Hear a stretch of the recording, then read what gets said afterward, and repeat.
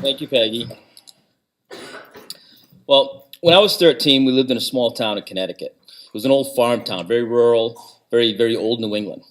To make a couple dollars, I'd do odd jobs for our neighbors, like raking leaves and shoveling snow, but what I really wanted was something steady, like working on a farm. My friend Todd was milking cows before and after school, and he said that's where the real money is. You learn how to milk a cow and you can write your own ticket, he told me.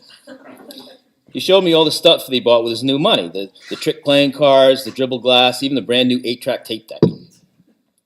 I asked him about baling hay instead, but he got real defensive about it. My brother bales hay, and he's a meathead, he said. You want something where you can use your brain. You want to milk cows. So he showed me the right way to milk a cow. You got to be gentle and rub her neck first. You got to keep your hands warm in the winter and talk to her like she's the only cow in the world. If you're good, you can milk 5 or 6 cows in an hour. That's good money. After a few days of milking his cows for him, he told me that Kurt, the old guy that lives up on Kingsley Road, might be looking for some help with his cows. I rode my bike over to Kurt's place and found him out front working on his truck. I told Kurt that I've been training on the Clark's cows for the last week, and now I thought I was ready to go out on my own.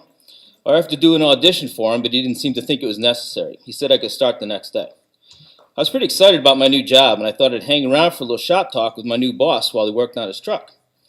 He talked me through installing an alternator, and when he was done, he went into the garage and got us a couple of sodas. He sat down for the first time and said, "You wouldn't believe the day I had yesterday. God damn it, what a day. I drove into town to get some feed like I do every Tuesday. Tuesday's the best day to get feed because that's when the farm report comes out. Not that I trust everything in the farm report, but you got to keep your eye on the price of soy. Well, I pulled up to the hopper, and that new kid, Doofus McDoofus, or whatever the hell his name is, loaded the feed too fast and damn near broke my spring, so I had to drive 5 miles an hour home. About halfway back, over by Dick Hansen's place, the truck started slowing down, and I saw the voltometer dropping.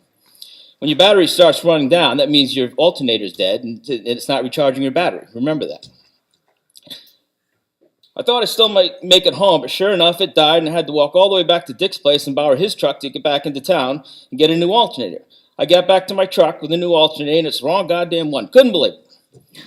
So I had to drive Dick's truck back to my place to get some straps to tow my truck home, because I swear to God he didn't have a single strap or chain in his truck. Then I went and filled up Dick's truck with gas because I didn't want him thinking that I owe him something, and I walked home.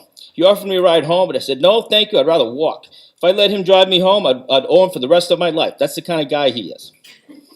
Well, I was about starved by the time I got home, and it was about dinner time, so I figured I'd eat before I unloaded the feed. I didn't smell dinner when I walked up to the house, and then when I walked into the kitchen, there's the wife, dead on the floor. God damn it, what a day.